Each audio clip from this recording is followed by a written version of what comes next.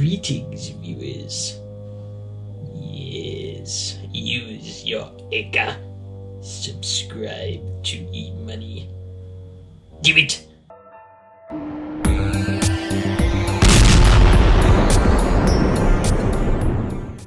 Hello everyone, welcome back to another video on the channel. Big apologies for no video last week. School was just school, and I wasn't able to get a video out. I have 3 weeks of schools, and then 1 week of finals, and then I am on winter break, which is going to be fantastic.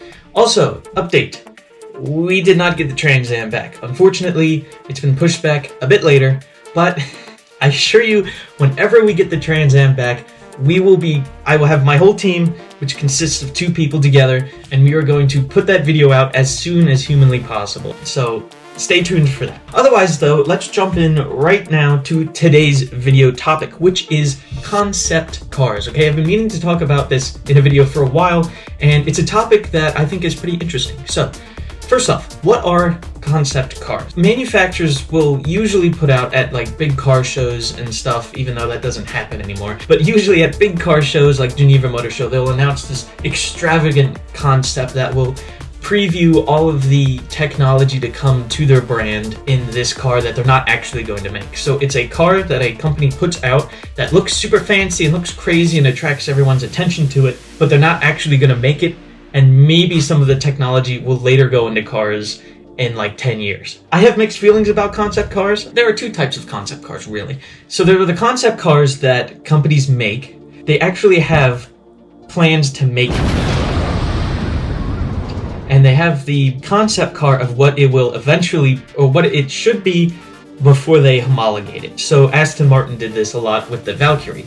They announced this concept car, but it wasn't street legal. They did some tweaks to it, and then they announced the road-going actual production car of the Valkyrie that meets all the restrictions and road standards and everything like that. Then there are other types of concept cars that they put out, and it's like this crazy thing, and it looks like it's from the year 3000, and you know, there's no steering wheel, and it uses like self-healing plastic and all this ridiculous stuff that's never going to happen in a production car, and they just use it to draw attention to the brand. The first type I think is pretty cool, although I would prefer it if they just did what Koenigsegg does, and the first time you see it, it is a near 100% running version of what the final production car is going to look like. You know, you get your hopes up for this great looking car, and then you end up with something that's not quite as good looking because it has to meet all the standards. So anyway, that's kind of what a concept car is. It's just something that debuts technology for the brand in the future and draws interest to the brand. However, in this video, I wanted to talk about 5 of the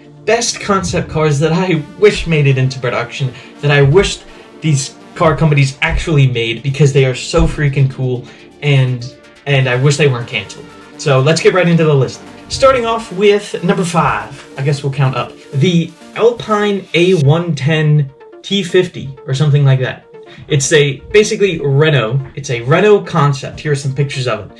First off, I think this thing looks really cool. Okay, so this was supposed to be a modernized version of the Alpine A110, a Renault classic car that won a bunch of rallying stuff, and it's just a really cool car. It annoys me about new French cars. You have what Citroën did with the DS and crazy stuff like that. Renault with the A110. You know, Peugeot made all these crazy hot hatchbacks. And then you move to today's French cars, not Bugatti. Peugeot, Citroën, and Renault just make hatchbacks that are slightly ugly, or really ugly. And that's all you get from them. You don't get anything higher than a fast hatchback. And Renault making a supercar would be so cool, and it would finally be them doing something good since the Clio V6. You know, Renault has just made boring cars, slightly fast hatchbacks. It's like, yeah, whatever, just give me a Focus RS. But this concept that came out a while ago, it's a actual mid-engined supercar. It has a V6. If there is actually video of it driving, and it's so cool, and I wish they had made it, but I guess it got canceled and I just never ended up making it. I don't know if they ever had plans to produce it as an actual car you could buy, but there is a full running and driving concept of it. They just never moved it into production. I mean, just look at the pictures of this thing. It looks so cool. Awesome car. I wish Renault had made it.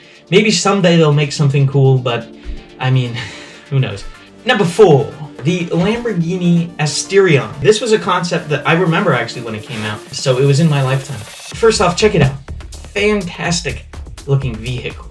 Okay, this was I believe the first hybrid Lamborghini that was ever conceptualized, if you will. But basically what this was a grand touring Lamborghini. So I believe it was still a two-seater. It was still mid-engine, 5.2 liter V10, you see it in the Huracan. However, it was a hybrid. So you had two electric motors powering the front wheels, and then the V10 powering the rear wheels. It was supposed to make around 900 horsepower.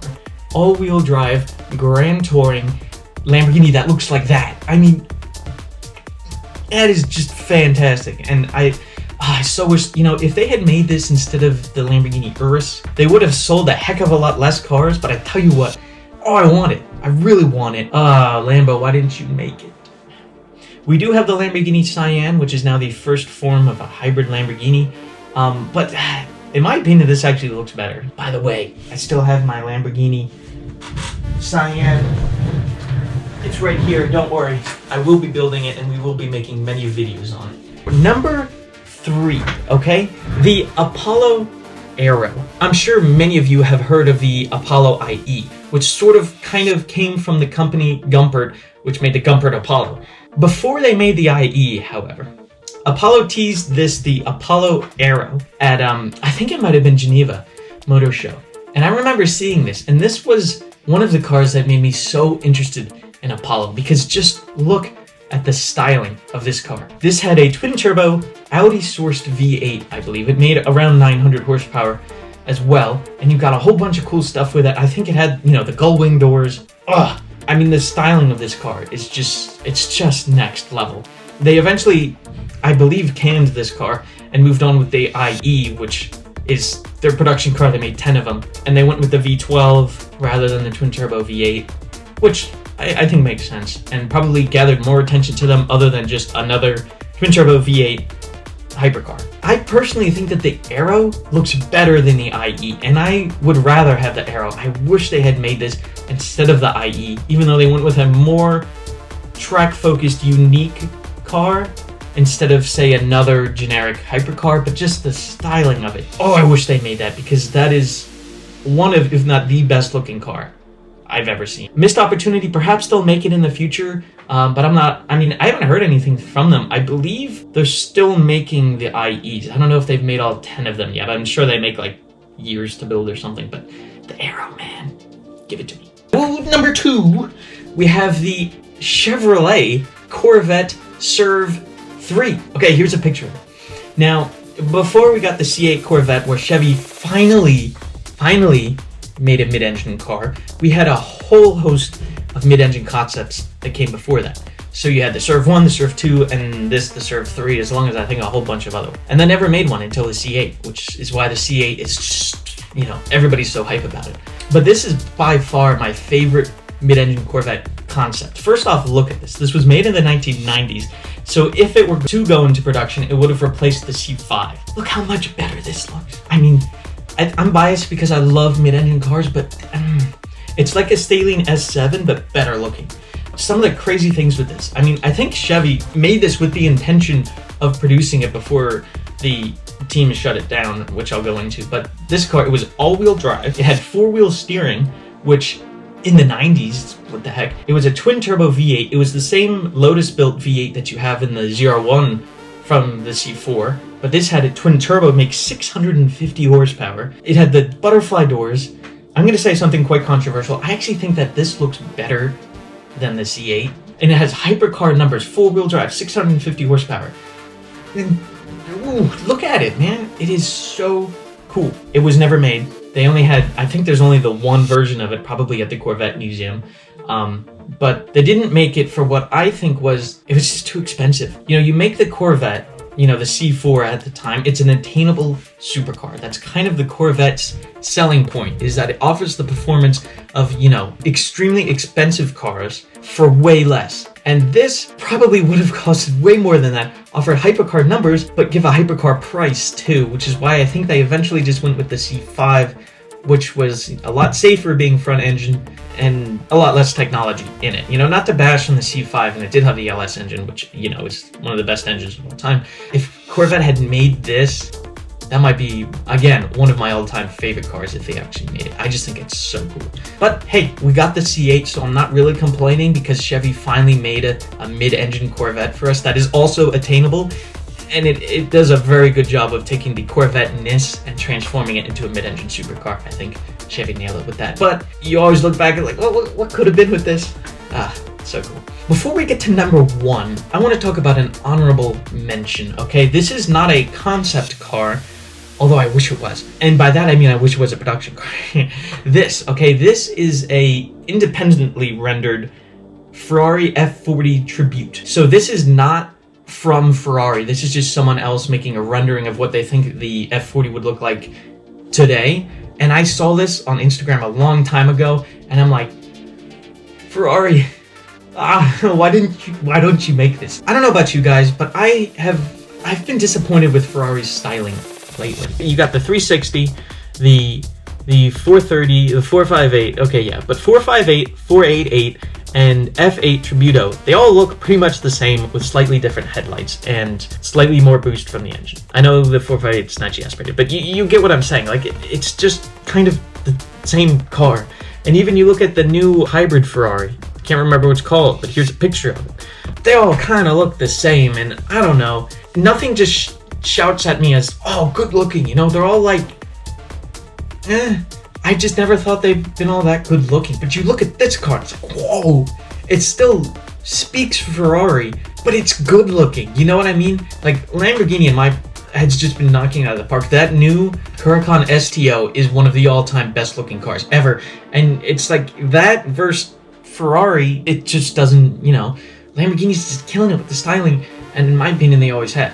Not a big fan of the styling, but if they made something like this, I would be into Ferrari if they made cars that looked like this. So just an honorable mention. I don't know who rendered it, but shout out whoever did, because Ferrari needs to hire them for styling. Number 1, we have the Chrysler ME412. You just look at this car, and it speaks early 2000s Chrysler, because that's what it is. But I really wish they made this. Okay, so some of the crazy things about this. I believe Chrysler intended to make it. We have Chevy now with the C8.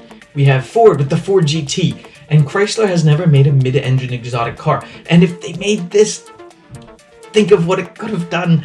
So this was while they were under, you know, Daimler Chrysler, and they had access to all their Mercedes stuff. So this is a AMG V12 with 4 turbochargers, and this was made before the Veyron. 4 turbochargers, okay? 4 quad turbocharged V12 made 850 horsepower.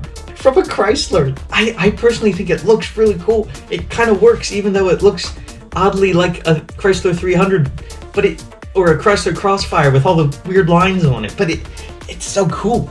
And I just think that would up Chrysler so much from just being a minivan company to something really cool. It had outstanding performance. Now, there is a conspiracy with this car, and some people think Daimler shut it down because they didn't want Chrysler with their V12 making something more powerful than, say, Mercedes AMG and their more high-end brands. So they like quietly shut it down, even though Mercedes planned on building it. So that's never confirmed, and we don't know if Chrysler just shut it down because it was too expensive, but people think that Daimler did that. Regardless, I just think it's an outstanding car, and I would have loved to see it. You know, stuff like this, stuff that these car brands can just dream up, you know, without thinking about pricing and all that. I just think they're outstanding. All of these cars are so cool, and I would love to see them in production form, but unfortunately, they never made it.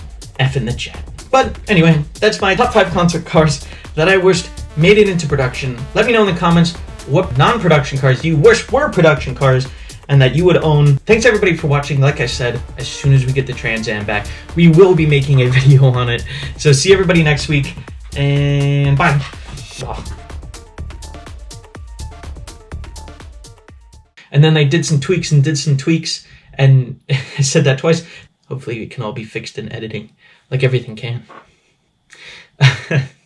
Alright, so, hold on, wait. Let me get my list because I want to make sure I'm doing this in the right order. Okay, here we go again. Top 5 cars, top 5 concept cars. Ooh.